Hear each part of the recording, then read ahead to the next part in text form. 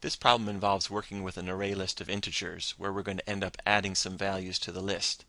We're asked to write a static method called split that takes one of these array lists as a parameter and that replaces each value in the list with a pair of values, half the original. So 2, for example, becomes 1, 1, 4 becomes 2, 2, 6 becomes 3, 3, 8 becomes 4, 4.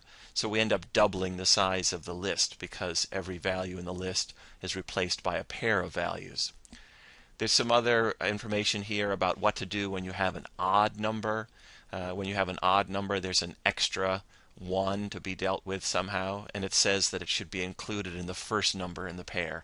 So 3 doesn't divide evenly in half, so what we end up getting is 2 and 1. So 2 plus 1 adds up to the 3. The extra value went in the first number in the pair.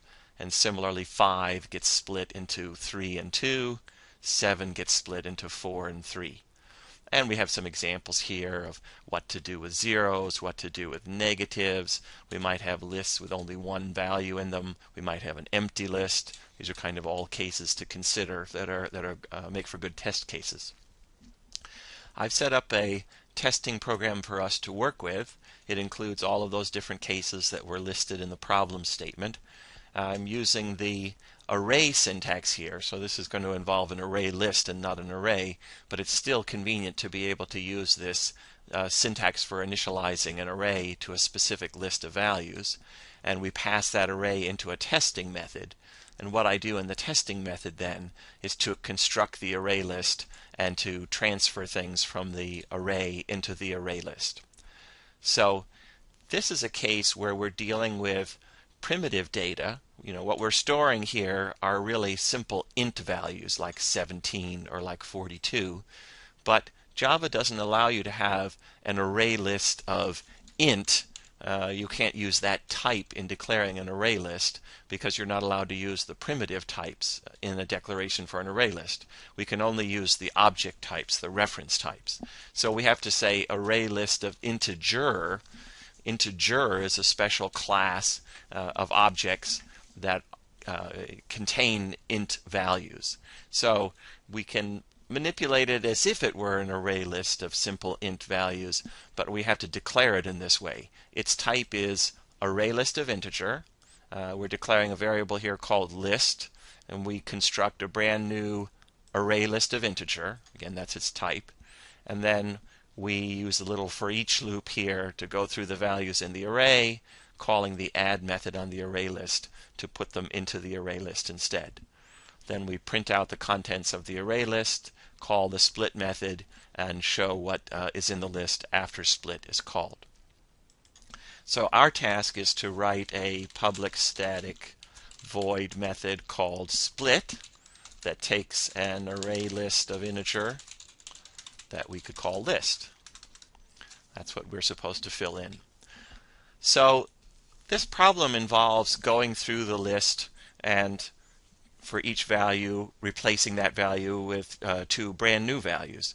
So we can start with a standard traversal. The standard traversal for an array list looks a lot like the standard traversal for an array. We would use a for loop. We can say for an integer variable I starting at 0, I less than the number of values in the list. Now with an array we said list.length because that's the way you refer to the capacity of an array. In the case of an array list, we call a method size. So we say, well, I is less than the size of the array, the number of values stored in the array. We'll do an I++. And then inside of this loop, we're going to do something with the ith value that's stored in the list. So let's first pull out that ith value. Again, if it were an array, we would say something like list bracket I as a way of getting the ith value. Array lists are very similar to arrays. They have similar kinds of operations, but the syntax is different. So instead of using the bracket notation and saying list of I, we call a method called get. So we say get me the ith value of this list. And then what do we want to do with that value? Well, somehow we have to replace that ith value with two new values. We could remove the value that's at this position and then add 2 back in. So that would be an approach that would work. Take this one out, put 2 new ones in. In this case, it's a little more efficient to use a combination of a set and an add. So we'll replace the value at the current position. When we do the approach of removing and then adding 2 back in, we do a lot more shifting than we need to do in this particular problem. So we can begin by making a call on set, list.set, and then we'll make a call on list.add. So the first number in this new pair we're going to get by calling the set method, which replaces the value at a particular index with some new value. But then we'll go ahead and actually add something new into the list. So at the old ith position, we want to add something that's half what was there before. Well, n is the value that was there before, so we can do n over 2.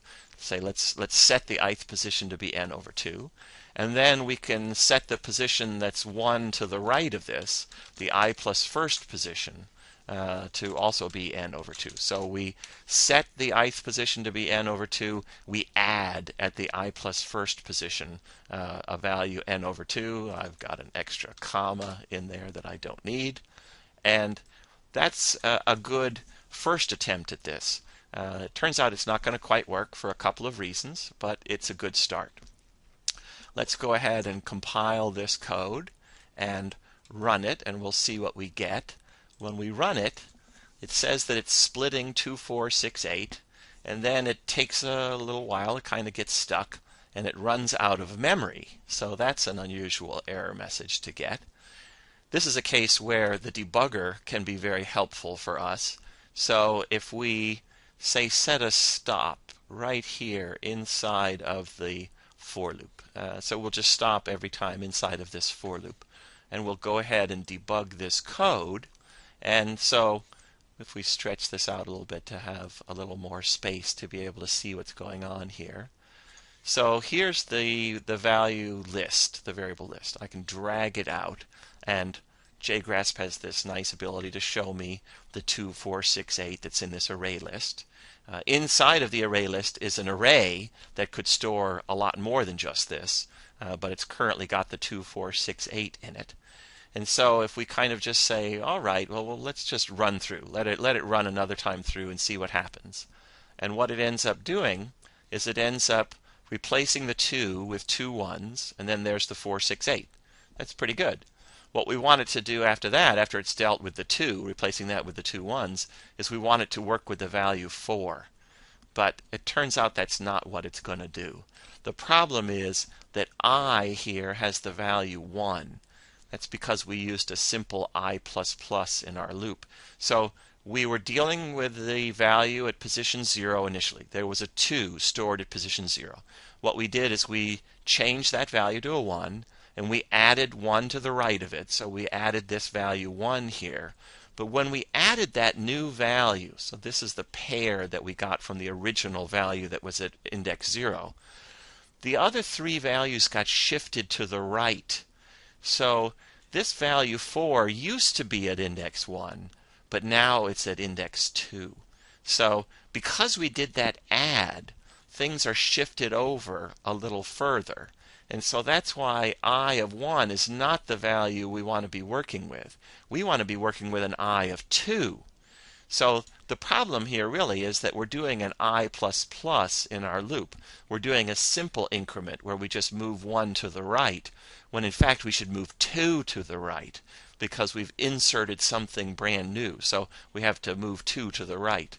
And we can just take a look at a few executions here. If I just let this run a few times, run and run and run and run and run, you can see what it's doing is it's just doing various split operations here at the front of the array, and it's never getting to our 4, 6, 8. That's why it ran out of memory, because it was just adding, adding, adding, and it never ended up getting over to that value 4 that we wanted it to work with.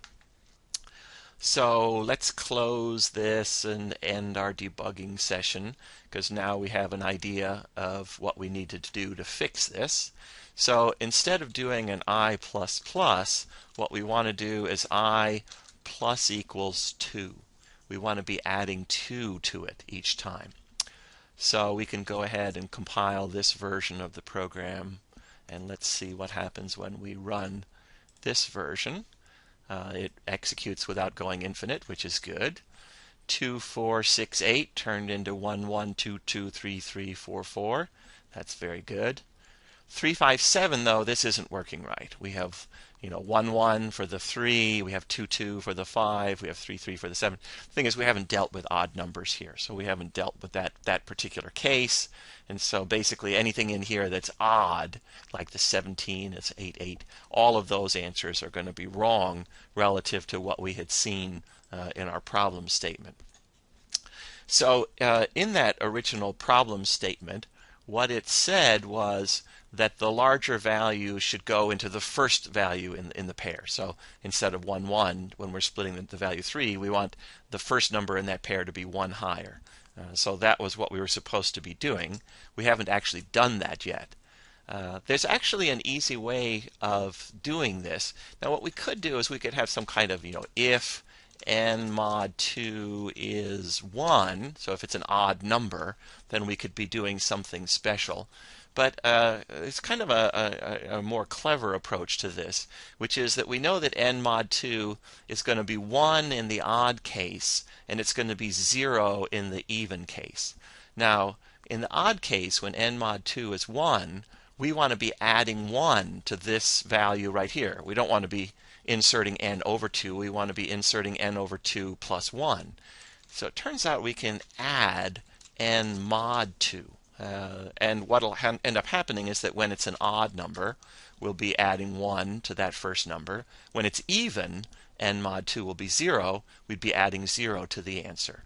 So it actually ends up working in both cases. It doesn't require an if then in order to have some kind of special case. If we compile this version of the program and go ahead and run, now take a look at our answers.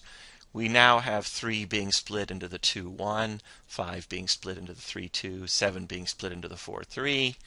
We want to make sure that we were doing the right thing with negative numbers and so forth, and it's working even when there's only one value in the list, and it works with an empty list. If we compare all of those various answers against what we had in our original problem statement, we see that we've got all the right answers there. So that code actually turns out to be our solution to this problem.